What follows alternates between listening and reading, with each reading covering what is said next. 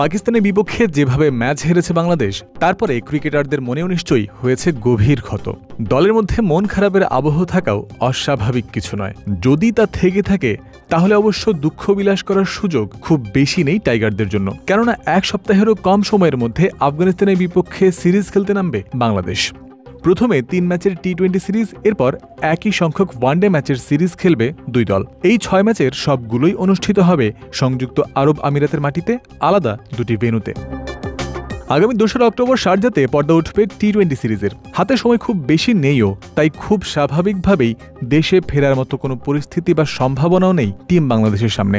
আগামী কয়েকটা দিন আরব আমিরাতে অবস্থান করে আফগান বধের প্রস্তুতি নেবেন ফিল সিমন্স, মোহাম্মদ সালাউদ্দিনের শিষ্যরা। এদিকে আফগানিস্তানের বিপক্ষে সিরিজের জন্য টাইগারদের দল ঘোষণা করার কথা শনিবার ২৭ সেপ্টেম্বর, যার আগে জোর গুঞ্জন রয়েছে টি-20 দল থেকে বাদ পড়তে চলেছেন ওপেনার পারভেজ ইমন। অঘোষিত সেমিফাইনালের বৃহস্পতিবার পাকিস্তানের বিপক্ষে ছক্কা মারার চেষ্টায় যে শট খেলেছিলেন ইমন, তা হয়েছে আউটের কারণ। শূন্য হাতে ফিরেছেন সাজঘরে। চলমান এশিয়া কাপে ৪ ম্যাচের মধ্যে এটি তার দ্বিতীয় ডাক। গত জুলাই মাসে পাকিস্তানের বিপক্ষে হোম সিরিজের প্রথম ম্যাচে 50 করেছিলেন এই ওপেনার। এরপর থেকেই রয়েছেন ছন্দহীন। তার অধারাবাহিকতা দলের চিন্তারও কারণ। 50 মাত্র 3টি ইনিংস বাদে ক্যারিয়ারের বাকি 20 ম্যাচেই দেখা গেছে ইমনের এই অধারাবাহিকতার চিত্র।